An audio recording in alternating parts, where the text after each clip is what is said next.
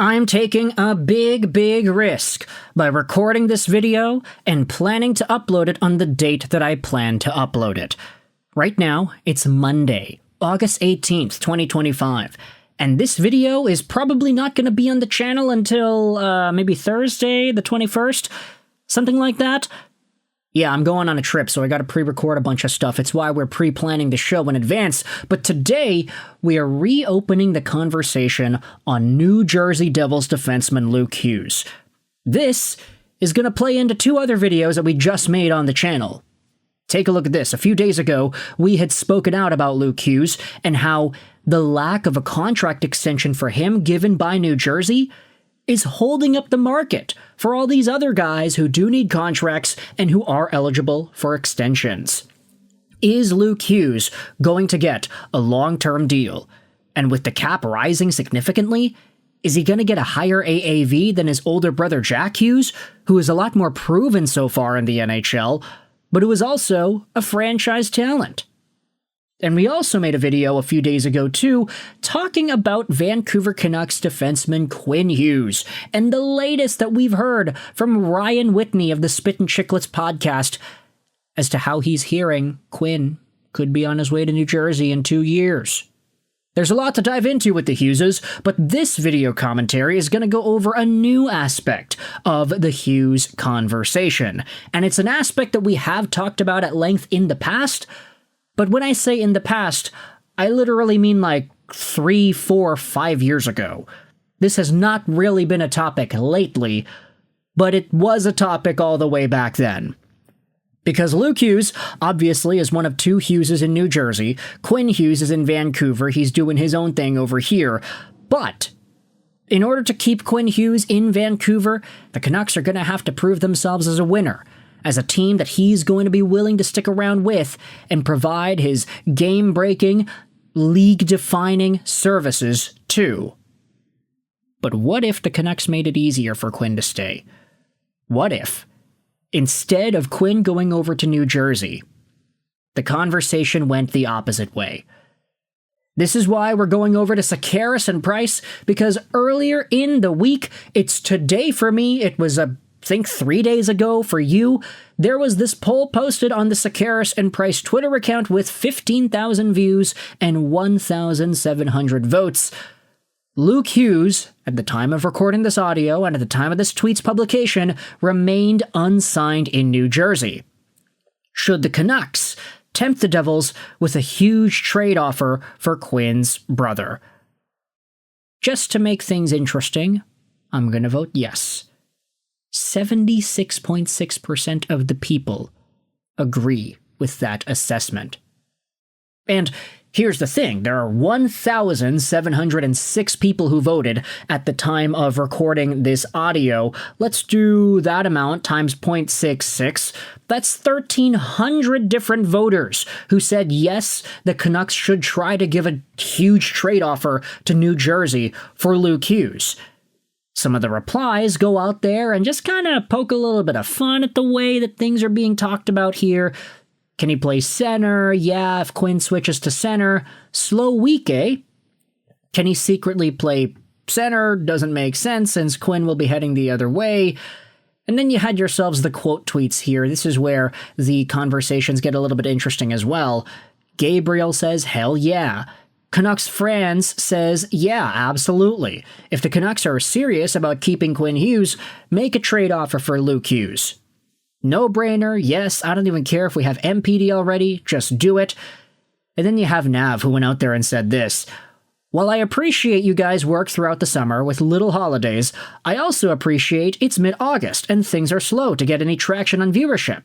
But why don't we just ask if the Canucks should ask Morrison and Linden to come out of retirement to play second-line center?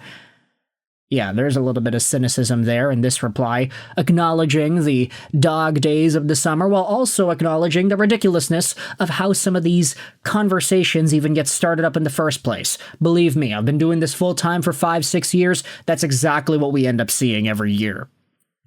But then you had yourself Sap, who replied saying this: using their premium assets on a 2C, what Vancouver really needs, versus using premium assets to acquire another defenseman. Vancouver has one of the best defense groups in the National Hockey League. And I can definitely see both sides here. Vancouver's center core is a problem. We don't know if Filipino is a full-time second-line capable guy at center, and Aatu Räty is coming off of what is essentially a rookie year. We don't know how confident we can be in Elias Pettersson either, so this center core definitely doesn't rank as highly as it did back when Pettersson was at his best and Bo Horvat and JT Miller were all lined up on the middle. The 1-2-3-headed monster just attacking teams down the center of the ice. But now we have ourselves a D-core instead that we can watch and say, yeah, that's fantastic. Hughes and Hronek, fantastic right there. Phil Hronek filled in as a number one defenseman when Quinn Hughes was out. He was okay there. Quinn Hughes, of course, he's a game changer. He's one of the best players in the world. And then you got the rest of this D-core as well. Elias Nails Pettersson provided some really needed snarl and some solid defensive play too. Not to mention an active stick and just an engagement that I don't think we saw too much of out of other defensemen at his age range.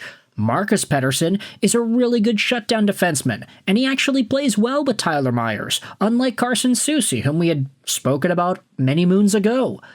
Derek Forbort rounds out the defenseman on dailyfaceoff.com. At the moment, you can have Tom Willander battling for a spot. You can have Victor Mancini battling for a spot. Is there room for Luke Hughes? I'd say absolutely not. There really isn't like a cut and paste situation where it's like, yeah, okay, we got Luke Hughes, now we can just put him here. Like, no.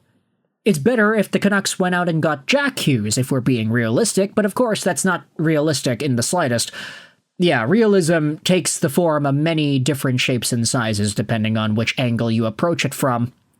Maybe it's not even realistic, the idea of the Canucks going out there and targeting Luke Hughes, but the fact is, he's unsigned at the moment, which opens the door to anybody talking about anything in regards to his future. So for my sake, I'm just going to go out there and knock on wood. Hopefully Luke Hughes does not end up signing a contract or getting traded or getting whatever it is changed to his future by the time this video is public on YouTube. But for now, we can sit here and ask, if Luke Hughes is unsigned still, what are your thoughts on the Canucks going out there and sending a big trade offer for Quinn Hughes' younger brother there? If this were to go through, where does he play? Do you go Quinn Hughes and Luke Hughes and Phil Hronek on the second pair? Do you end up trading away Hronek in the deal to make it work? Honestly, I'm kind of thinking, like, the Canucks already got Hronek to a long-ish term deal. If they send him away and then they get Luke Hughes in exchange and then they sign Luke Hughes to a long-term deal too, then maybe that makes sense. I don't know. A sign and trade would probably be a fun way to think about it as well. I'm not too sure what the options would be contract-wise. He would need to get a pretty beefy deal considering the cap's going up, right?